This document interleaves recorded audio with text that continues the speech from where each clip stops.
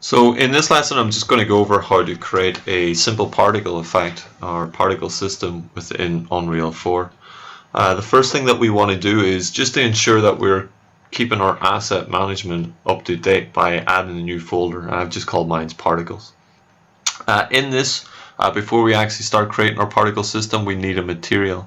So I'm going to right click in here and I'm going to create a new material, and I'm just going to call this spark underscore MAT and open that up. Now I could bring a texture in here, but I can also just right click and use a radial gradient. And if I plug this into my base color just to show you what that is, basically it's a sphere, okay, and it's just doing it as a radial gradient. I'm going to disconnect that. My material overall blend mode needs to change to translucent, and the shade model also needs to be unlit. So I'm only going to use my emissive color and opacity.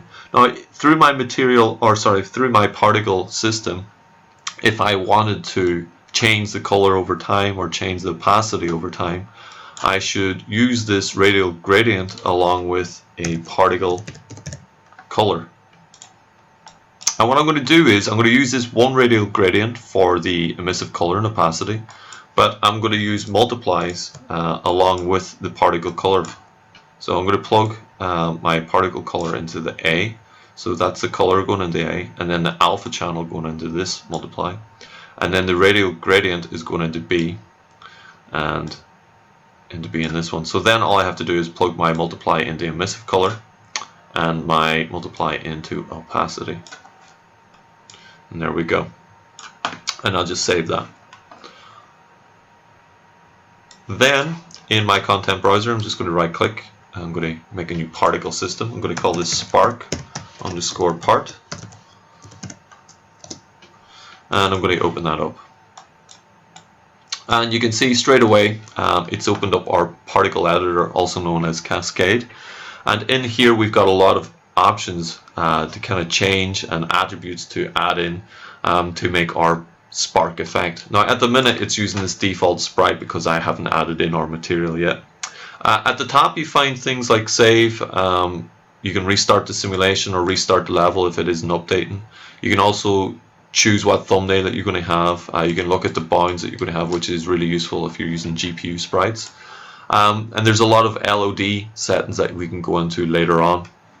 If you click on this black area over here, you get the overall attributes for your particle system, and you can also click on this particle emitter here at the top and get the emitter attributes as well. And again, like, you can click on all these nodes here and also get the attributes for those. The first one that we want to use though is this required, okay? It sits at the top, and basically at the minute the material that it's using is this default sprite. So what we want to do is drag and drop in our newly created spark material. It'll take a couple of seconds, but it'll update. You can see we just got our spheres now emitting. So the first thing that we probably want to change in this is the initial size, because our sparks are very big at the minute. So I'm going to change them to a maximum of 2 on the X, Y, and Z, and a minimum of 1, just so we get a variance of the size. You can see now they're coming out. You also have these drop down menus for all these distribution, okay, and you've got a lot of options. So you can have a constant, okay, which will be just a number that you give it and you can walk away. It's got no min or max. Then you've got a constant curve, which can change over time. That's why we've got this curve editor down here. The other one, particle parameter, you probably won't use that often, but you've got a uniform then, which is this min and max that we're using. And then you've also got a vector uniform curve, which is a min and max that again you can use on the curve editor and change over time. The other one that we want to change is our initial velocity. So instead of going up, I kind of want it coming off the x-axis. So I'm going to change my x-axis to about 150, my y to 1, and my z to 1 as well. And then I'm going to put my min for my x. I'm going to put that as probably 100. My y, I'll leave at -10, and my z I'll put at something like -10 as well. So now we've got our sparks kind of coming off in one angle. I can also go to spawn and change the spawn rate, so I'll put that maybe up to 40 for now. And you could go into lifetime and decide how long it's going to, each particle or each sprite is going to live. So each one's going to live for a second at the minute, which is fine. Color of life, we're going to go over that in a second. I kind of want to distribute these location wise a bit more. Initially they're all coming from a single point. So what I'm going to do is I'm going to right click here and I'm going to go to location and I'm going to get initial location. So in this here one I can decide a maximum and minimum location on each of the axes. So I can just ramp this up in the X. You can see now it'll distribute more evenly across the Y and the X here. So instead of coming out of one single point, it's now coming out of different places. And I can also do that in the Z as well. Put that up a bit higher so you can see. So that's the Z, and then I can do the Y. I'll probably take the Z down a bit. I also want this to curve down like it's being affected by gravity.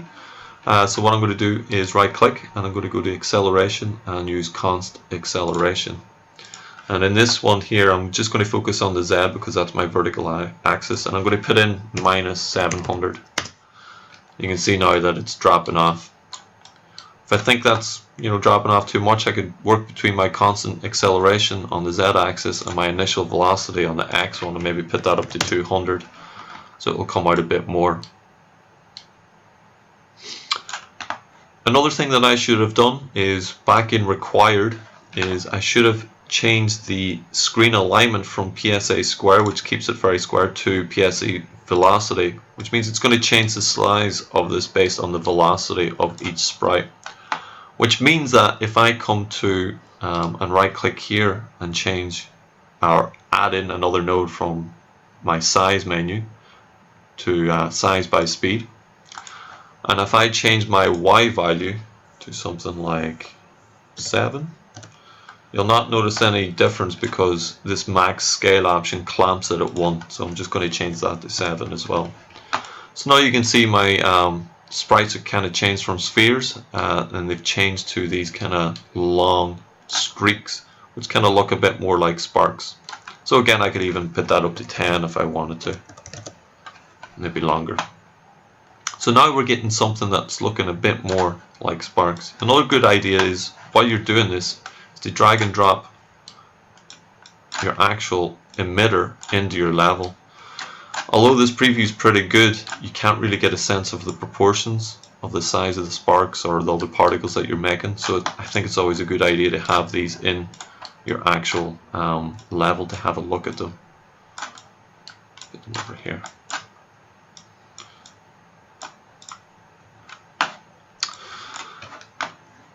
Next thing I'm going to change is my color over life. We're going to do something different with this. If you see, each or most of these have a wee kind of curve icon on that. If I click on this one, you can see in my curve editor now I've got a curve for my color and my alpha. I can turn these on and off by selecting this yellow box, and you can see my alpha over life starts at 1 and then over time goes down to 0, so it means that my sparks or my sprites are kind of disappearing or going transparent over that 1 second period. That's okay, so I'm going to turn that off. I don't need that anymore. What I'm going to do is I'm going to focus on these colors, the red, green and blue channels. What I want to have happen is initially I kind of want a white hot kind of spark coming out, might be a bit blue. And then over time it's going to turn a bit reddish, yellowish as it goes down, as it kind of cools and hits the floor. When I have this node selected and I go to my color of life tab here and just open it up to distribution, constant curve, and then you probably have 2 points. If I hold control over here, I can add in points as well and click. So I can do that in the curve editor. But for now I'll just have 2 points, that should be okay. And these inval is basically the time that this color is happening. So at 0 seconds I'm getting 111, and then at 1 second I'm getting 111. X, Y and Z relates to X is red, Y is blue and Z is green. Or sorry, this is red, this is green, this is blue. So what I want to have happen is I'll probably change these all to 15 at 0 seconds. And you can see now that it's actually changing the emissive level in my material. Because remember, back in our material we had this particle color that's multiplying our radial gradient. So that there color now is multiplying into our emissive color. And that's why we're getting this glow. But I kind of want it a bit blue, which is my z-axis, so I'm going to put that up to maybe 20. And it's got a blue tinge to it now. So at 1 second I kind of want that to be a bit red, so I'm going to put everything to 15 on this one. And then what I'm going to do is I'm going to turn the x value, which is red, up to something like 25. And I'll also change the y value, which is green, to something like 20, so it's a bit yellow. And what I'm going to do, instead of having that happen at 1 second, which is at the very end, I'm going to bring that down to maybe 0.5 or even closer, just so I can see the change. So it's going from this blue, okay, and it's cooling down to this kind of yellow color. Still a bit white though, so I'm going to put my green value up to something like 23 and my blue value down to 10. And it's a bit more yellow now. And again, I could come over here and I could adjust down as well by moving these around, and you can see it's turning green, or I can bring this up and it's turning a bit more red. But I find it easier sometimes working in this detailed section.